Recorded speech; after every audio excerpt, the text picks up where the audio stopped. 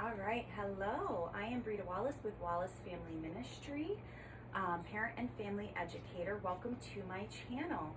Thank you for tuning in. Today we have day 3 of the Love Dare for Parents. If you haven't gotten your books, go ahead and get them as soon as possible, especially because there are these really awesome pages in the back where it's really the study part, and where you get to record just some little questions that they're going to ask, and then also how your children are responding to your dares. So that's really cool. We get to look back on that and say there's fruit in this when I'm acting in love, right? So that's the point of doing the Love Dare study in the first place. So behind me are our key points that I will go over and read through, the ones that I really want you to take with you leaving here today. So we're just going to jump right in with a verse. So it is Ephesians 4:32, and it says, "Be kind to one another, tender-hearted, forgiving each other just as God in Christ has forgiven you." So one of the greatest expressions of genuine love is showing kindness to your children. Kindness is the sweet aroma they should notice whenever your love enters the room. It inspires us to care for them. It flavors how we treat them. Whereas patience is love minimizing the negative, kindness is love initiating the positive. Patience helps us to avoid problems, while kindness helps us be a blessing. So one of the things that you can do to challenge you further with kindness is really, especially if you're good at patience or you're really trying to practice that patience muscle, is being able to say somebody's not being kind to you. Well, being able to walk away and not responding until obviously in some situations we can just say that person's having a bad day or a bad moment, and it's not something we need to talk about. If it's an ongoing, persistent thing, then it is something you need to later talk about. But we should be doing that when we're calm. It's not the easiest thing to do. It's not easy for me, and it's something that I'm working on. But there are times where I get frustrated if I'm not being talked nicely to, and I respond in the moment. And I don't. The reason why we don't do that is because when we're feeling the way that that's making us feel inside, it's not coming out kindly. You know what I'm saying, even if it's not mean, even if my words aren't mean, my tone, my body language, just the way I'm presenting myself is really can cause more tension, right? Can cause more strife if we are responding in the moment. So that's why it's best to wait and then talk about those things calmly if it's necessary to have a conversation. And there's a lot of strength in that. But it's something we have to get good at doing by practicing patience. And it's not going to happen all the time, right? We're still going to fail because we're human, right? So, and I don't want to say fail, but we're still, I didn't like that word, but we're still going to learn, right? We're still going to, there's going to be times where it's just things are going to come out, and we're going to have to, really learn to humble ourselves and apologize, and still work on making that move next time. So the bonus dare would be if somebody's being unkind to you and you practice, patience with them, and you're even able to be a blessing to them and say something kind to them in return, because that can really diffuse the whole negative situation. But that's not the easy choice for us to make. Again, I will say that. But if you can do that, if you can dare yourself to do that, then you will see a lot of fruit in that, especially if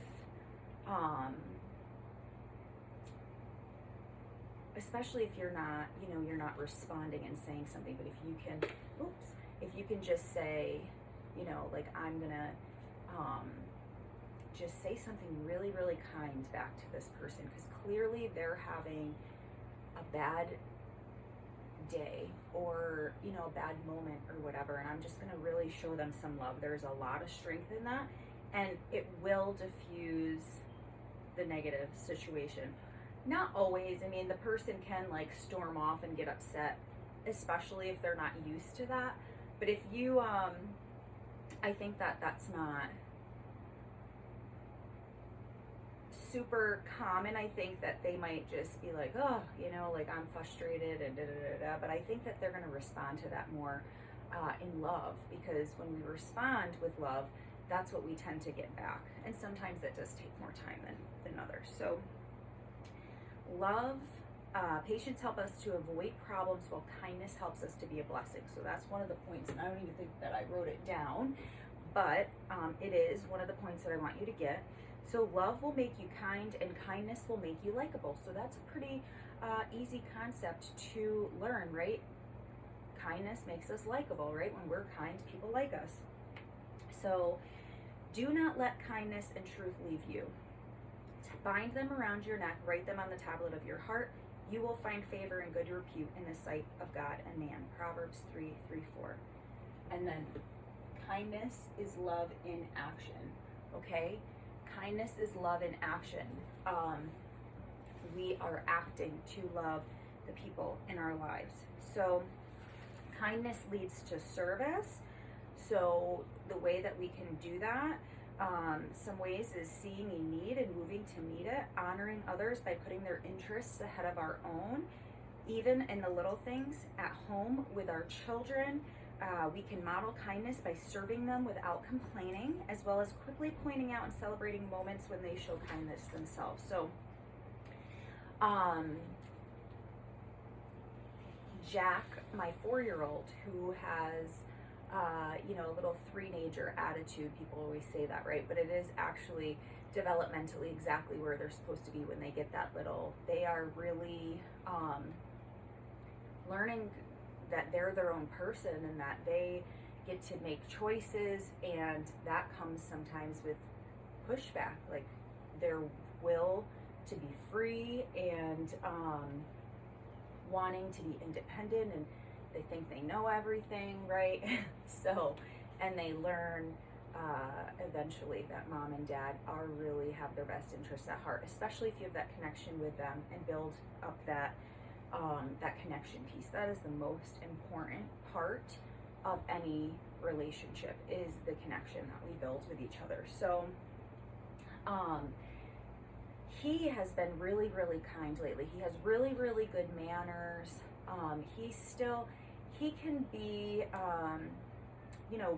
he's really strong-willed and independent, so he can really fight for his rights to do what he wants to do, which is not always the right choice, right? Especially at 4, right? So, but even when his brother hits him or something, because Ollie's in a hitting phase right now, a little bit, he gets frustrated and hits Jack, and Jack will still be kind about it and not hit him back. And we've come a long way with that. So I really encourage him in that. I let him know that I recognize it, that I'm so proud that he's worked so hard to do that. And to be able to do that, we still have our moments. Of course, we're all human. He's 4. But I've just been seeing the maturity there a lot lately over the past few weeks, and I'm really recognizing that in him and letting him know it and encouraging him to continue to do those things and explain to him why they're important, right? So kindness also brings willingness. So it makes us more cooperative and ready to say yes than no to a request. It helps us become more agreeable and seek unity rather than coming up with another reason to dig in our heels. Okay, so we want to strive for unity in our home, not necessarily always, okay, well, this person did this to me, so now I'm going to get even with them, and always look for a way to get even, because we can do that with our kids, right? We can look for a way to get even. Oh, they did this, so this needs to happen to them, and that's not always the appropriate way to deal with things. And honestly, it's really not the appropriate way to deal with things in most situations in parenthood if you want heart change. So I want heart change. I'm always striving for heart change in my children. I want to do the work that it takes to teach them, and that things are not the true difference between right and wrong, and not fly off the handle at them when they make a mistake and use it as a teachable moment instead of a punishable moment. There are things that, you always need to reconcile the situation, and I want to teach them how to do that, but things don't always need punishment in that sense where, and if you do some work with me, or if you do my webinar that's coming up next after this, we go into that a little. Wallace Family Ministry goes into that, and what I've learned earning my degrees, and how we function and thrive as humans and develop, and what is the best responses to these situations that happen in our lives. And it has to do with being good problem solvers, building the connection with our children, being able to have a conversation with them where they understand that something is that was not the best choice, but allowing them to come up with that answer themselves by asking them a lot of curiosity questions and remaining calm and neutral in those situations, having them figure that out. And sometimes we do need to say something that kind of leads them there, but most of the time they're going to figure out the answer for themselves and realize, well, I don't really want to do that, and this is the reason why. And it's because you're asking them questions, and obviously we do that strategically, and then using it as a teachable moment, why that's not the appropriate choice, and really getting to change their heart so they're not going to want to make that choice next time, and they're going to learn how to problem solve. And again, in some of those situations, reconciliation needs to happen. So like whether they stole a candy bar from a store, they have to bring the candy bar back, and then you use it as a teachable moment. You can ask them questions. You can even do this at a young age, probably as young as 4, maybe 3. I would say 3 if they're can really talk and have an understanding. Obviously your questions change the younger they are to the older they are, right? But we ask questions, we allow them to figure out like this was wrong and this is why, and you help them figure out the answer. And most times when we're handling things like that, that's fruit that's being planted in our children. That's good fruit, and sometimes we have to do that over and over again, especially in certain situations. But I would rather plant those good seeds than to say, oh, you stole the candy bar, you're grounded, go to your room, and then you don't bring the candy bar back because you're embarrassed. That's not teaching our children anything. Is that teaching our children not to steal in the future? No, now your child is upset. They very possibly may not even know, depending on how old they are, what they did wrong. They know they did something wrong, but they don't know exactly what it is. Maybe you've never had a conversation before about stealing. Maybe they've never seen anybody steal or really know what that is or know why it's not appropriate to do that, right? So we have to use those moments as teachable moments instead. And we have to do that by practicing kindness first, and by, sometimes we have to walk away for a time. Not everything needs an immediate, ramification. We don't need to address something right away unless it's a dangerous situation. We can come back to it later. It's not like our kids are going to forget what happened. They're going to remember, just like us, and we can be calm, get to a calm place, work on being able to be kind and asking those questions to get to the bottom of it, and use it as a teachable moment instead. So if we are not careful as parents, we too can become very unkind to the little ones we love.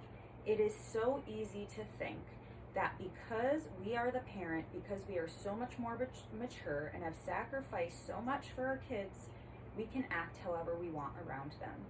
Okay, so didn't we change their diapers? Haven't we spent untold dollars on them and put up with years of their runny noses and misbehavior?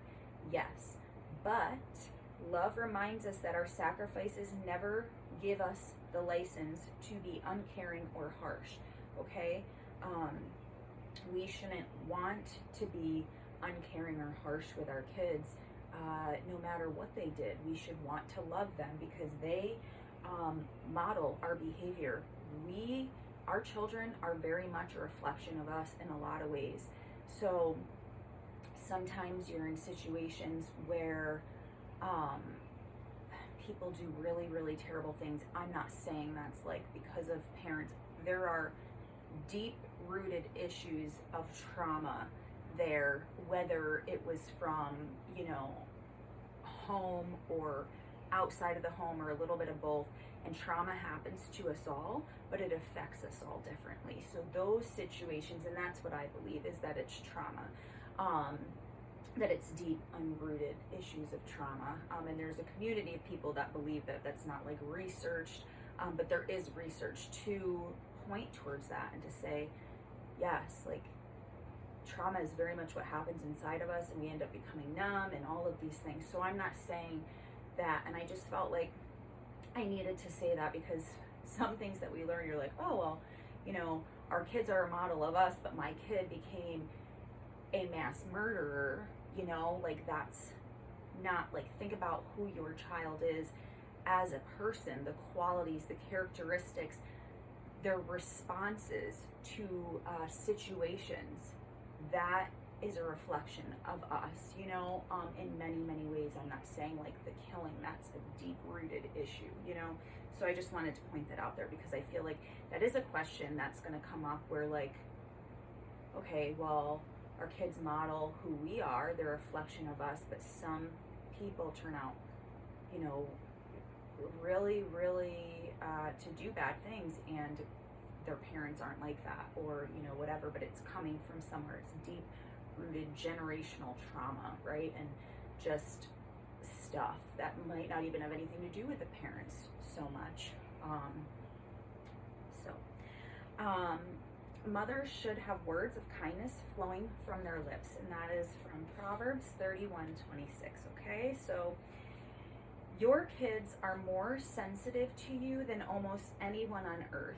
When you resist or ignore them, they will struggle inside, and that is 100% true, and likely not respond to you well. Okay? I'm going to read that again.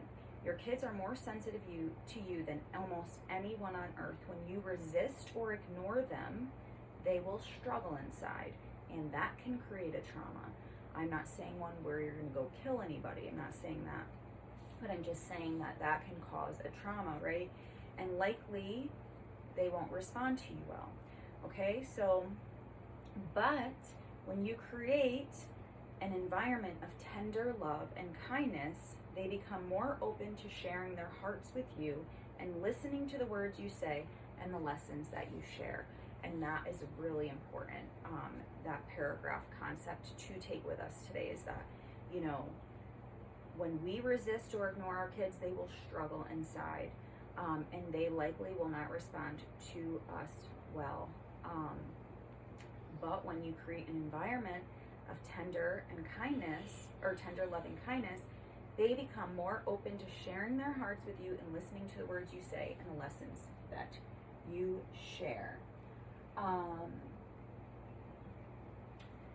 So, teach our children to practice kindness around you and their siblings as well. When they're ready, take them to places where serving others will build an appetite for ministry. These experiences remind your kids how precious and important other people are in the eyes of God, and that our kindness honors Him and reflects His character, okay? As you show and encourage kindness in your children, we are investing in the type of heart God calls us to nurture. So we want our children to be kind, right? So we have to teach them what that means, and we have to model that behavior. It's the golden rule, right? We treat others the way we want to be treated, freely giving the very thing we long to receive from those with whom we live every day. It's the blessing of kindness, and that's the beauty of how true love takes action. Okay, so wow, that is really powerful, right? It is the golden rule. treating others the way you want to be treated, freely giving the very thing we long to receive from those with whom we live every day. It's the blessing of kindness, and it's the beauty of how truly love takes action. Okay, so the dare today, if you couldn't guess it already, is we are going to practice some kindness. All right, so surprise your children today by doing something some unexpected act of kindness.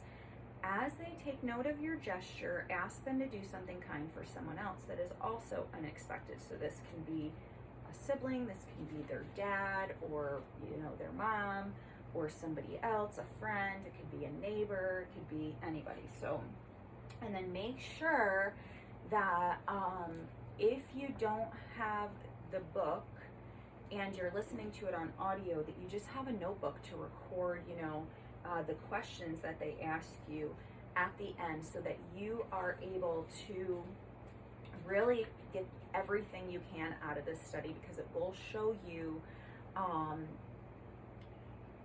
where you were in the beginning, and then how your children responded, and how you do see the fruit when we're taking action in this. So if you haven't done the assessment, also go to the Love Dare.